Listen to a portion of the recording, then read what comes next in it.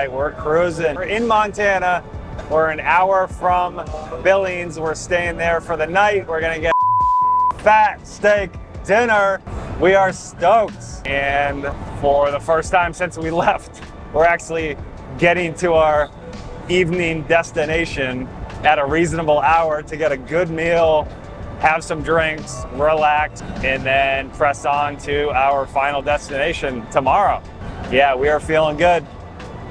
Feeling good.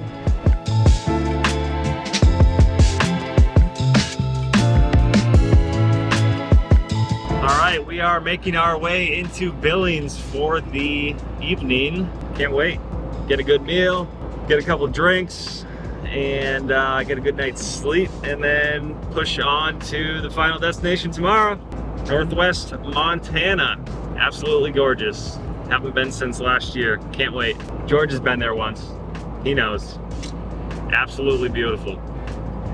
All right, good morning, everyone. We just woke up at our not so nice hotel. I think Marriott should up their game in this Fairfield Inn in Suites here in Billings.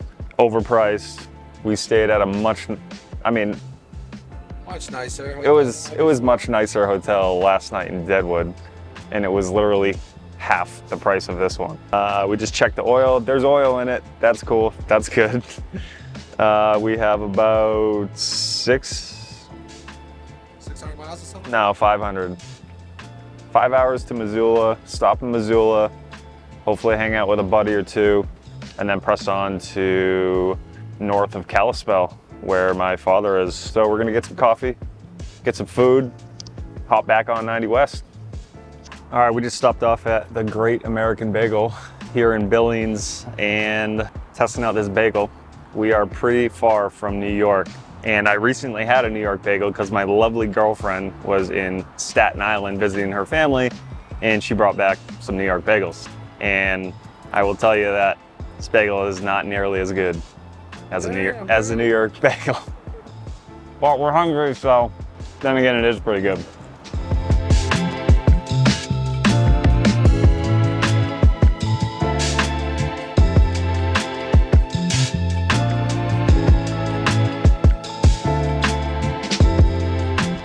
All right, we are rolling through Livingston, Montana.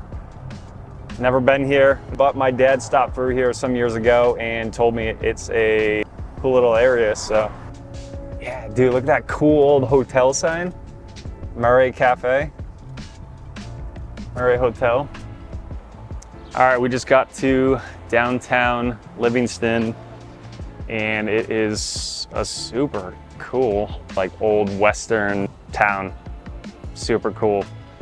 So we're gonna spend probably like 30 minutes to an hour here, walking around, get a bite, get a drink, and just do a little exploring, probably take some photos and continue on. Next stop is Missoula to meet up with a friend or two, and then continue on after that. All right, we just got back to the car after walking around Livingston. First impression, it was super cool. Would have loved to have stayed a night here. We almost pushed it and tried to get here last night to stay here, but we were pretty beat and we wanted to have a nice meal and a relaxing evening. So yeah, we didn't, but anyway, we had fun. We went to some tiki bar. It was basically a tiki bar in the middle of frickin' Montana in Livingston here. And also the bartender was Russian, from Moscow, and he's been in the States for about 5 years now. Traveling is incredibly interesting. The places you go and the people you meet, you really just never know who you're gonna meet. Pretty unique. We found a really good deli. We're gonna hit leaving the town here, Livingston. It's also like right on the way to the highway, so we're out of here, pushing on to Missoula, and then on to the North Fork. I'll explain what the North Fork is later on, but it's an area where my dad lives, and it is absolutely beautiful. It is an incredible area of the country. Let's get to it. Pound some more miles, pound some asphalt. All right, we just got stuffed at Matt's Old Fashioned Butcher Shop and Deli, and I've passed this place so many times. Again, I know I keep saying this, but when you're in a big ass truck, it's really difficult to find parking and like stop and eat at these places. And this place is literally right off of 90. The highway is right there. It's right there. And but there's literally like, you can't park an 18-wheeler around here. Pretty difficult when you're driving a big ass rig, but when you're driving a 1991 Montero, take this baby anywhere, park it anywhere. So back on the road, let's go. Yo, look at this truck. Looks like he's got airbags up front and he is pressed out. Yo, get up there and turn. I still love trucks, especially dope trucks like that. They're all pressed out, washed, polished. Looked like he had airbags in the front, so he was riding super low.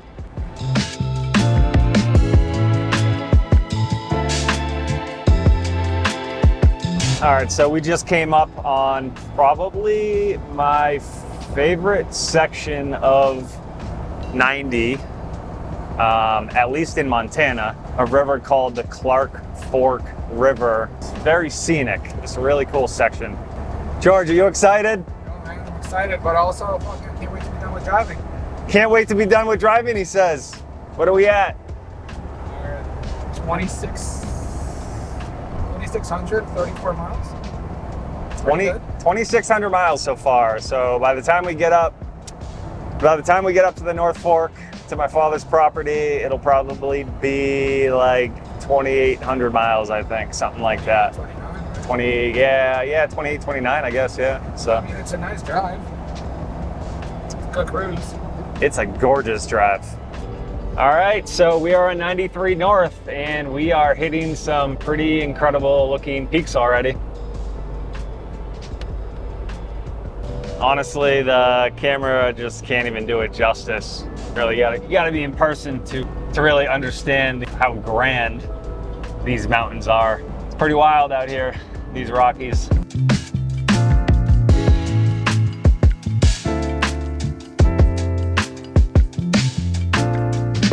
We are approaching Flathead Lake, which is massive. It's the largest freshwater lake west of the Mississippi. We are gonna go up the eastern side of it on our way up to the North Fork.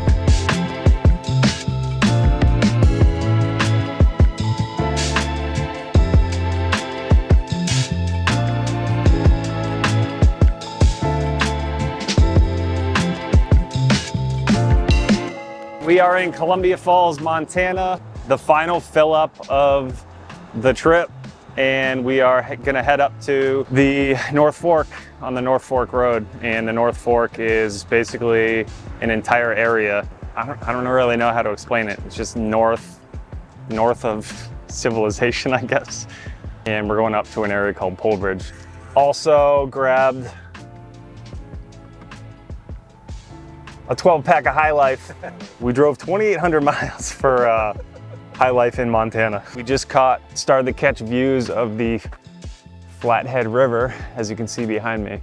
So it's called the Flathead River, and then when you get up to a certain point north, it's technically called the North Fork Flathead River because the area is called the North Fork. It's a gorgeous river. We were just talking about how crazy it is that we just drove 2,800 miles in this thing and it didn't skip a beat. And actually, now that we're so close to the destination, I can tell George that about a week before we were about to leave, I started to hear a lifter tick in the head and I got super freaking nervous. So I ended up taking it home and put a quart of the Lucas oil, Keep This Engine Alive, which is like this molasses stuff. It obviously kept that thing alive because it quieted the tick right down, and we just drove 2,800 miles and the AC blew cold when we needed it to. Yeah, like, holy shit, this thing's a tank. Shit fuel mileage, but what are you gonna do? It's a 1991 V6.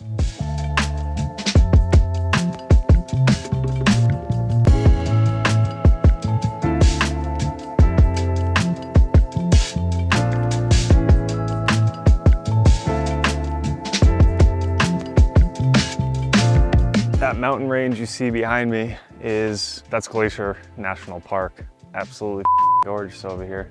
George thinks he hears a bear.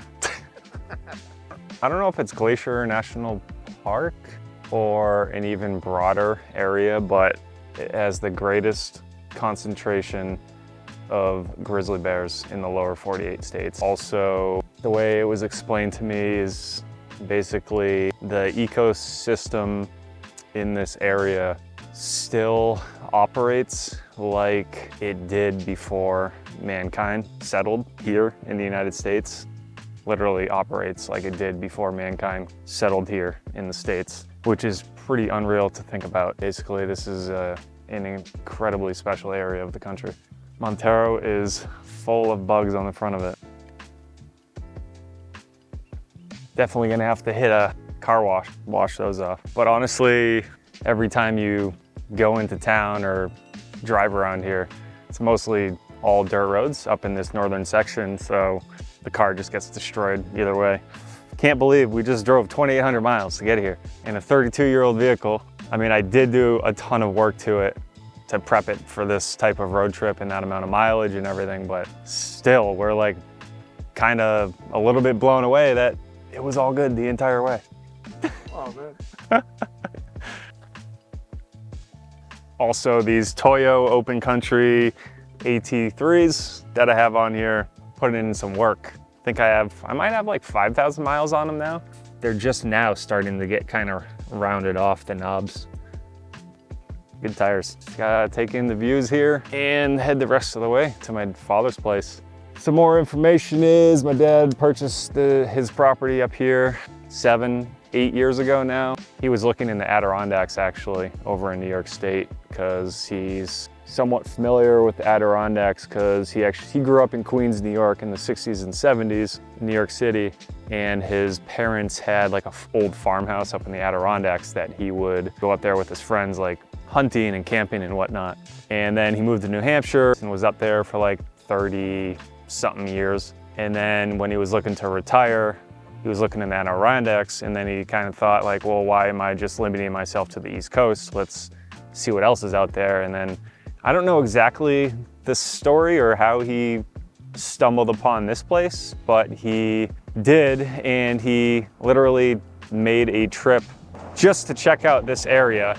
And he drove out with his dog, Rocky, checked the place out, this entire area, and then the particular property that he purchased, and completely just fell in love, knew that this was where he wanted to be, like right off the bat. And then he actually continued on to Seattle to watch Ryan compete in Formula Drift. And I think I was there too, because I was driving a rig at that time for their team. Yeah, that's the story. And then he bought the place. Been coming out here almost every year, but 1 year I've been coming out here. It's my 7th time here, something like that. So anyway, been talking your ears off. And the sun's going down, so it is time to continue on. Let's go. All right, everyone, we are pulling up the driveway and Jocko is coming running.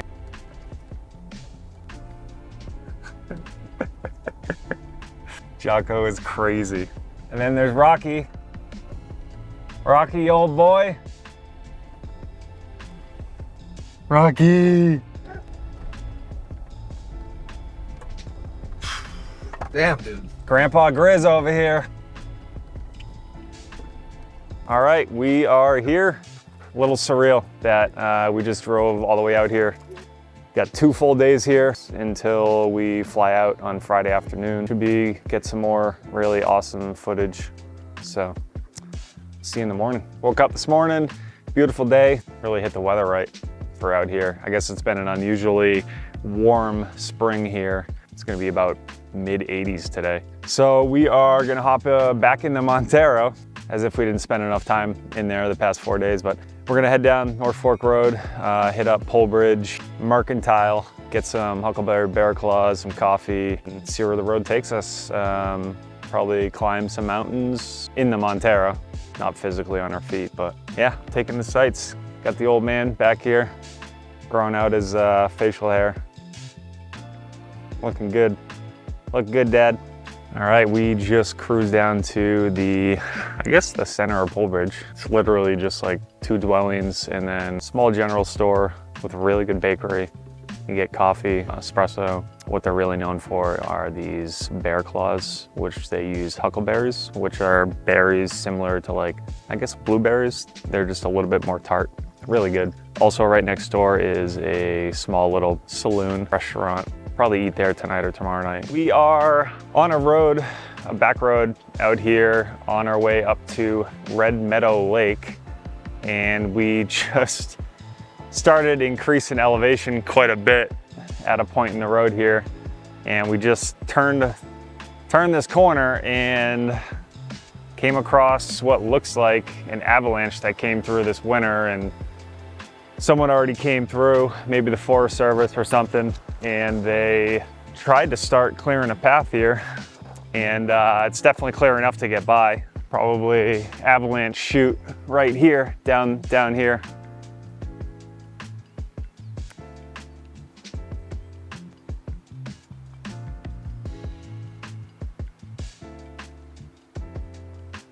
It's no joke out here.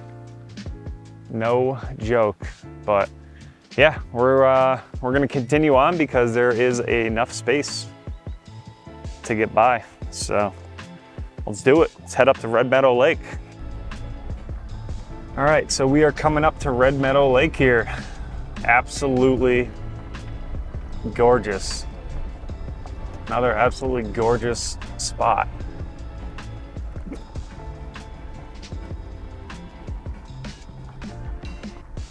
Can't really, honestly, the camera just doesn't even do it justice, but right on the other side of the lake, it just goes basically straight up to that peak right there. And it's a lot bigger than it looks on camera, that's for sure. There's actually a really bad avalanche here some years ago. And coincidentally, we were up here a few years ago with a group of friends that we came out here to visit with. And yeah, coincidentally, it was the anniversary of it. And some of the survivors of the avalanche were up here. One of the guy's brothers died in the avalanche. It's pretty wild because they were up here riding snowmobiles and obviously caught an avalanche. Just came out of nowhere apparently, and said it came down and rushed down into the lake and literally blew the water out of the lake, fish and everything. Just went flying everywhere. Pretty wild. Actually, it looks like no one's even up here either. It's kind of hit or miss, you never know. There might be a couple people up here camping on these campsites, or like right now, and there's no one up here. Everyone, we are on our way up to Bowman Lake, probably the most picturesque lake in this area. I'm not even gonna try and explain it because I'll just let you see it when we get there, but it's pretty long, dirt, rough road getting out there. And at some points, we're just kind of meandering along Bowman Creek. Pretty nice. Gonna get up to Bowman Lake, maybe take a dip. It's gonna be pretty cold, but George over here, George said he was gonna take a dip. Maybe. George might take a dip, I might take a dip. Shit, what do we got to lose? Let's do it.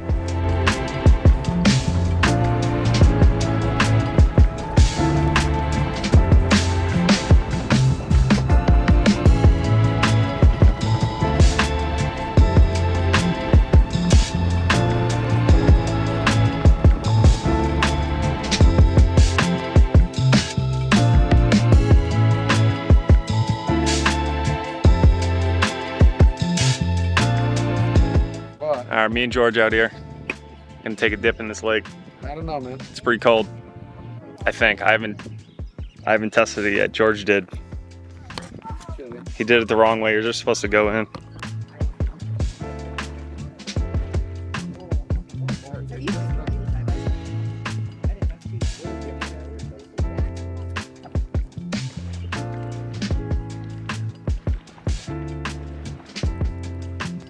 Yeah, what do you think, dude? I think it's pretty cool.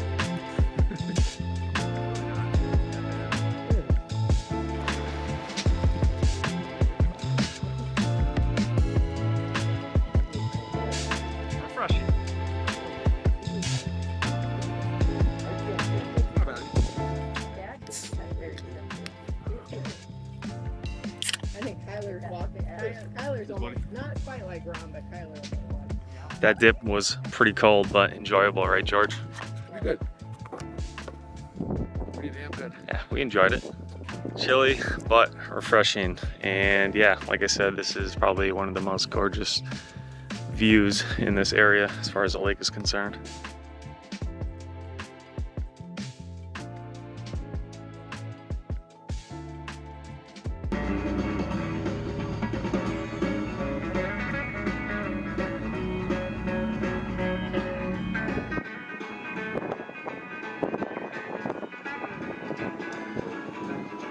She brings me honey, she brings me tea,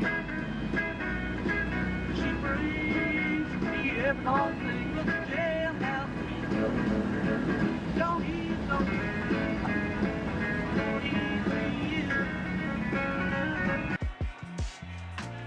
Couple sirloins, some broccoli, some potatoes, some sweets. Yo, this shit's on fire, dog. Fuck off, dude. Let it Georgie. get a little stuff burning up over here, dude. Got a little, Man. Not a bad view, dude. No. I think we'll have dinner here. All right, so I want to give you a quick tour of the cabin and the property in general, I suppose. So let's take a walk into the cabin. It's a little messy right now, Yo. but because the floors are being refinished like a couple days after me and George leave. So all the cracks are filled up, and they're gonna come in with a sander, refinish the floors. But anyway, this is the cabin. It's not huge, like 1,300 square feet, maybe 1,500, something like that. It came mostly furnished. A lot of the, I don't know, decorations, I guess you could call it, hanging on the wall, actually were already here. And then my dad has added a couple things along the way, like some lamps, some old lanterns, because he's an antique guy, and he's really into lamps and lanterns from like hundreds of years ago. So anyway, he's kind of come in here. He already loved how it was decorated originally, but he also is adding a couple of his own things to it. So we got the main bed over here that I usually get super lucky sleeping in, and it's literally made out of logs. Yeah, and then here's another one of those lanterns. Yeah. Couple fireplaces. Got a bathroom here. Bathroom here with a dope tub.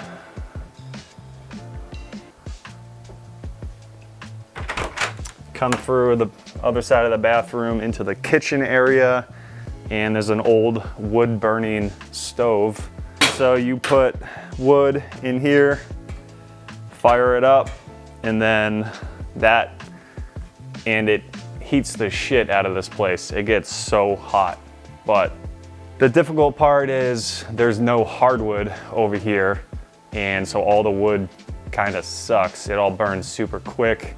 I think it has a lot of creosote in it, which is the shit that like gets stuck in your chimney and potentially causes chimney fires. So a little unfortunate you don't have good fire to burn, so you can only fit like a couple logs in it at a time. So it can be a little bit of a pain to keep on adding, and then when you go to sleep, they burn out, and then you wake up a little cold, you know, if it's cold part of the year. So it's a pretty old school cabin, but it has modern amenities. Like we have a hot water burner, or hot water heater, I mean, right through here. We have a modern washer and dryer. This refrigerator is propane and electric. So yeah, this is the spot. It is pretty cool. Kind of small.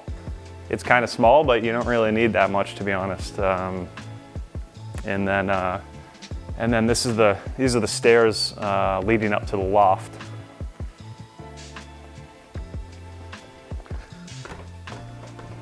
So you come up here, and then you have a twin bed with a mattress that just slides under it, kind of like a trundle.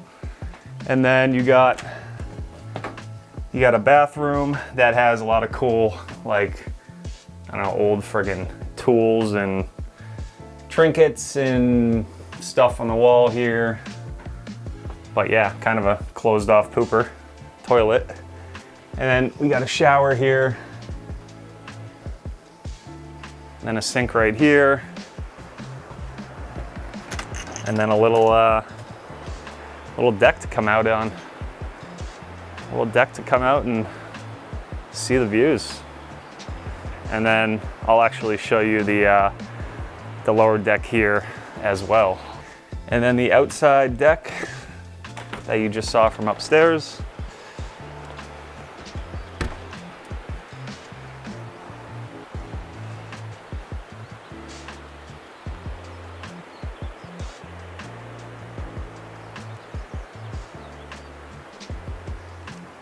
Pretty dope. Also the bunkhouse too. Gotta check out the bunkhouse. So let's do it. Got Jocko here. Jocko. All right, this is the bunkhouse. Got some solar panels on top that help charge the, I think four big batteries called a battery bank. And solar panels charge, and then if the sun's not out and the batteries run out, then there's a generator that's powered by propane that will automatically start. It's a whole electrical system that if the power drains, it automatically just starts up. So let's check out the bunkhouse.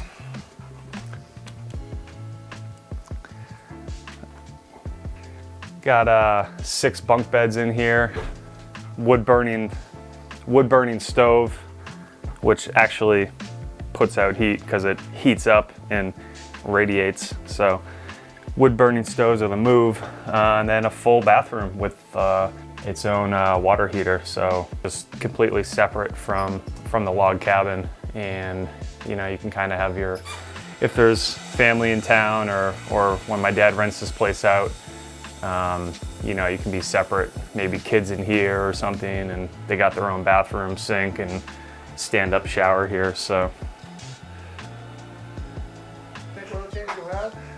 I don't know, what do you think? It might be most scenic oil change I've ever done. Yeah, I think you're right, George. It was gonna be quick and easy, but I forgot I had to remove the skid plate here. I already plugged Toya. I got a discount on those. I think I got a fresh Denso. Got some 1030 high mileage Valvoline. And that Lucas molasses. Keep that engine alive, baby. You got a lifter tick? This shit's gonna fix it. Yo, put that thing in here. It's basically an engine rebuild. This filter wrench is not ideal.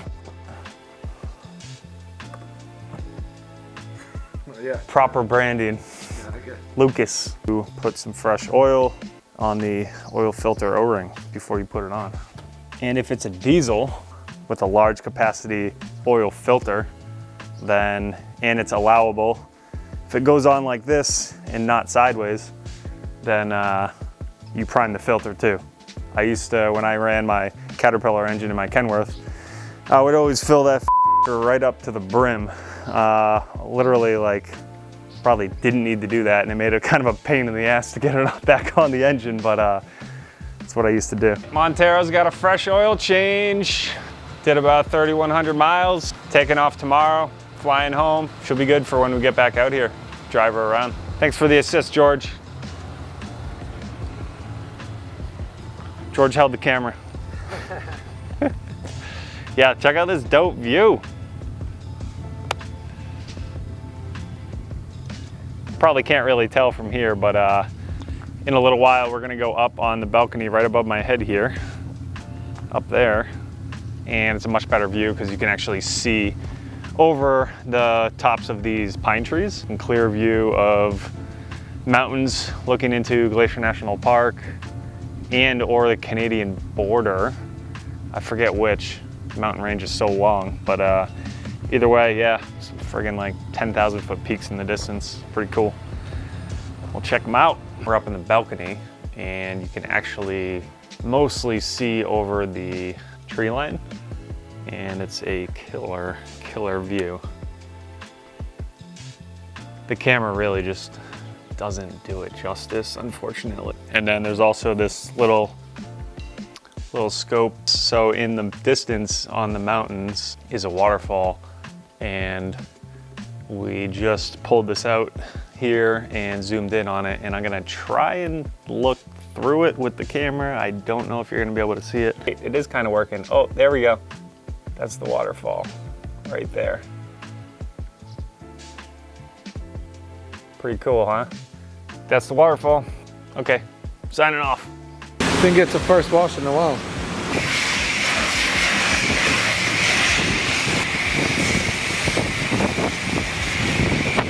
Got that foam brush action.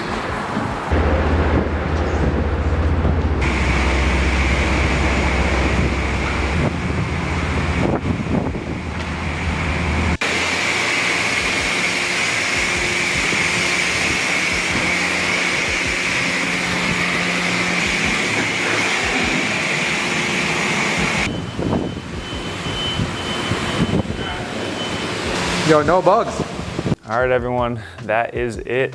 It is time to leave this beautiful place. Not a bad day to fly home because it is raining today. We got our 2 full days here. We had pretty damn good weather, so really can't complain about that. What an incredible trip. I hope you guys all liked it. The whole idea of getting this Montero out here is, for number one, when we come out here and we don't have to rent a car anymore.